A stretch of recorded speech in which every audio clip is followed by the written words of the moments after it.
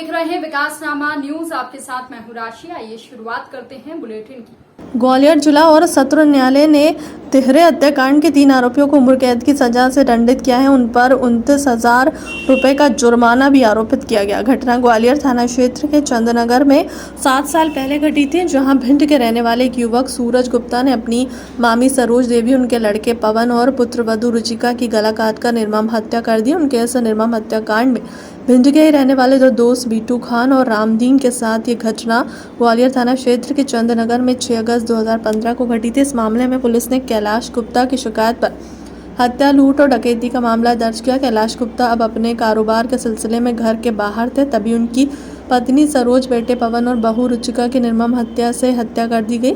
इस हत्याकांड को कैलाश गुप्ता के भांजे सूरज गुप्ता ने अपने साथियों की मदद से अंजाम दिया। सूरज गुप्ता के रिश्तेदार हलवाई के काम के अलावा ब्याज पर पैसे देने का भी काम करते हैं। इस सिलसिले में उसने भी अपनी मामी से पैसे उधार लिए, लेकिन सूरज पैसे वापस नहीं कर रहा था। घटना वाले दिन भी सूरज अपने दोस्त के साथ चंद्रनगर स्थित कैलाश गुप्ता के घर आया था, जहां इनके बीच हो रहे झगड़े को पड़ोसी बल्लू भार्गव ने देखा। पुलिस ने विवेचना के बाद तीनों आरोपियों को 1 सप्ताह बाद गिरफ्तार कर लिया। उनकी उंगलियों के निशान कांच के गिलास से मिले। आरोपी के मौके पर मिले बाल में इन लोगों द्वारा वारदात की पुष्टि हुई। न्यायालय ने इसे गंभीर प्रकृति का अपराध मानते हुए तीनों का दया का पात्र नहीं माना और उन्हें अलग अलग धाराओं में उम्र कैद की सजा सुनाई है। घटना के बाद ही आरोपी जेल में है। ये 6 अगस्त 2015 को चंद्रनगर ग्वालियर में कैलाश गुप्ता के घर में उसकी पत्नी सरोज गुप्ता, उसका बेटा पवन गुप्ता और उसकी बहू रुचिका गुप्ता, इनका मर्डर किया गया था और वहाँ लूट की गई थी उस घर में। और उसको मर्डर के बाद वहाँ से आरोपीगण वहाँ से भाग गए थे। और जब रात्रि में 12 बजे करीब जब वो व्यक्ति कैलाश गुप्ता फरियादी अपने घर पे पहुँचा, तो उसके घर पे बॉडियाँ पड़ी हुई थी और पूरा सामान अस्त व्यस्त था, जिसकी उसने तत्काल थाने पर रिपोर्ट की थी। और फिंगरप्रिंट और क्राइम सीन एक्सपर्ट वहाँ पर बुलाए गए थे और उनके द्वारा मौके पर पुलिस ने कार्रवाई की थी।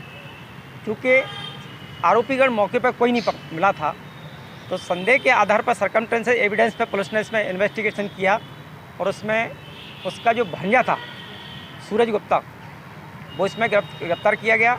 उसका साथी इरफान, उसको गिरफ्तार किया गया और एक रामदीन उनके साथ में था। इन 3 लोगों को गिरफ्तार किया गया। उनसे पूछताछ की गई और उन्होंने पूरा घटनाक्रम को बताया। उनसे माल बरामद हुआ, जो घटना में वेपन इस्तेमाल किए गए थे, चाकू, कट्टे, रिवॉल्वर, वो सभी आरोपी से बरामद की गई। सोने के आभूषण थे, सोने चांदी के, जो लूट उन्होंने की थी, जिसके लिए ये सब किया गया था, वो बरामद किया गया पुलिस ने। और इसमें ख़ास बात ये रही, पुलिस ने जो इन्वेस्टिगेशन किया कि इसमें आरोपी इरफान की स्थिति थोड़ी डाउट हो रही थी, तो इनके DNA टेस्ट कराए गए थे। तो इसमें मौके पर जो बाल पाए गए थे मानव के, झूमा झटकी में जो बाल मिले थे, वो बालों का और आरोपी गणों का ब्लड सैंपल का DNA कराया गया, तो उसमें इरफान का DNA टेस्ट मैच हुआ था। वो इसमें एक बहुत महत्वपूर्ण कड़ी थी। इन सबको पाते हुए न्यायालय ने इनको जो है आजीवन कारावास की सज़ा दी है और प्रत्येक आरोपी को 18,000 रुपये अर्थदंड से दंडित किया गया। आरोपी सूरज गुप्ता और रामदीन और इरफान और बीटू उर्फ इरफान, 3 आरोपी इनको कल सजा दी। इस पूरे मामले में अगर देखा जाए तो एक बाल ने सजा दिला दी। हाँ, आरोपी इरफान का थोड़ा सा संदेहास्पद हो रहा था, तो वो जो बाल, मानव बाल जो मौके पे मिले थे, उनसे जब DNA टेस्ट कराया, उससे उसको कुछ पाया गया। बाद बाकी FSL रिपोर्ट आई थी, FSL रिपोर्ट थी, उसमें अन्य भी थी और माल बरामद हुआ था, एविडेंस प्रॉपर आई थी। नाम बता दीजिए। मैं वरुण शर्मा और मेरे साथी कुलदीप दुबे जी, दोनों हम। इस बुलेटिन में फिलहाल के लिए इतना ही। अपडेट्स के लिए आप बने रहिए हमारे साथ। नमस्कार।